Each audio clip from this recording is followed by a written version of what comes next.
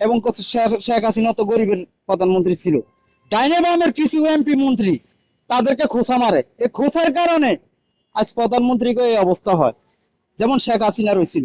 এই যে আমাদের বর্তমান প্রধানমন্ত্রী তারেক রহমান যে উদ্যোগটা নিয়েছে, অটোরিকশা তুলে দিব ঢাকা মহানগরতে, আসলে এটার মধ্যে আমি একমত না।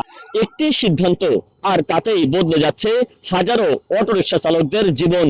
চোখে অনিশ্চয়তার ছাপ, কণ্ঠে বুক ভরা দীর্ঘশ্বাস। কিন্তু প্রশ্ন একটাই, আয়ের পথ যদি বন্ধ হয়ে যায় তাহলে সন্তানদের মুখে খাবার তুলে দিবেন কিভাবে?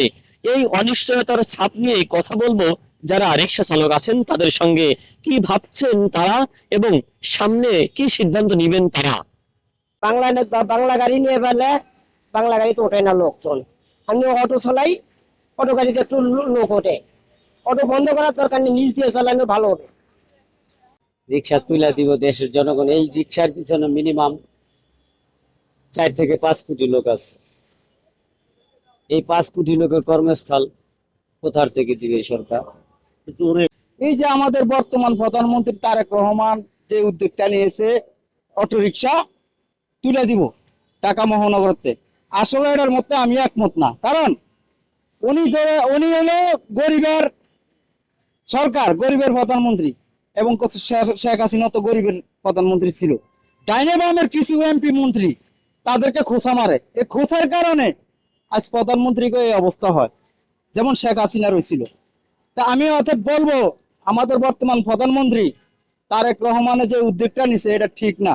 কারণ একটা রিক্সার ভিতরে 4টা ফ্যামিলি, একটা হলো রিক্সা। অটো রিক্সা বন্ধটা করা ঠিক হইবে না, ঠিক হইবে না। একটা ফ্যামিলিতে 5 জন 7 জন লোক আছে, এই পরিবেশ দিয়ে এই একজনের কামাইয়ের উপরেই চলাফেরা করে। আমরা তো মনে করেন সরকার বন্ধ করে এলাইলে আমরা কি করবো? কোন আমার একটা লাইন গেট তো করা লাগবে ভাই। এখন এই অটোটা সরকারই আনছে এই দেশে, আমরা জনগণ এই অটোটা কিনছি, চালাইতেছি। এখন সরকার যদি বন্ধ করে দেয় আমরা কেমনে চলবো? বিগত কল্পনা কি কেমনে চলবো? এটা তো সরকার যা কিছু করার সরকার করুক, যাতে ভালো হয় ওই কেমটাই করুক জনগণের লোক। এই যে অটো রিক্সা, আমার মতন প্রতিবন্ধী লোক, আমার গাড়ি চলার বয়স 48 বছর, আমি তো পার গাড়ি চলাতে পারিনি। এই লোকটা কি করে খাবে? আমার তো 4-5টা ফ্যামিলি আছে, জমা তো আর কম নাই। জমা 350 টাকা, এটা কালকে 350, আজকে 450 টাকা জমা, 1 টাকাও কম নাই। আশা করি আমরা হাত না পাতি রিক্সা চলে খাই। আমার মনে হয় গরিব লোকে গরিবের পেটে, আমরা গরিবের জন্ম নিয়ে আমরা সবচেয়ে বিপদে পড়ছি। কেন আমরা গরিব পেলে জন্ম নিলাম? আমি বলতে চাই, বন্ধ করলে কি হবে? আমাদের মতো সাধারণ মানুষের কি আবার যদি পাওয়ার রিক্সা চালু হয় থাকে, কোন জায়গায় পালে করে পাওয়ার রিক্সা চালাবো। পাওয়ার রিক্সা চালাইলে মনে করেন যে ওই একই সিস্টেম। পাওয়ার রিক্সা ওই মেন লাইনে আসলে পরে ধরলে পরে 500 টাকা নেয়, তখন কামাই কম নেয়।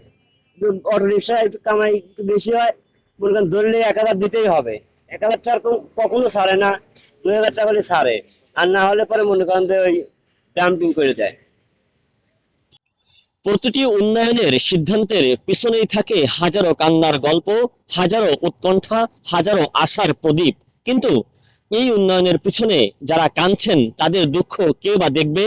ঢাকা ট্যুরের নিয়মিত আয়োজন, জনতার মঞ্চে প্রশ্ন, শুনলেন তো সবার কথা। তবে এবার জানতে চাই আপনার মন্তব্য।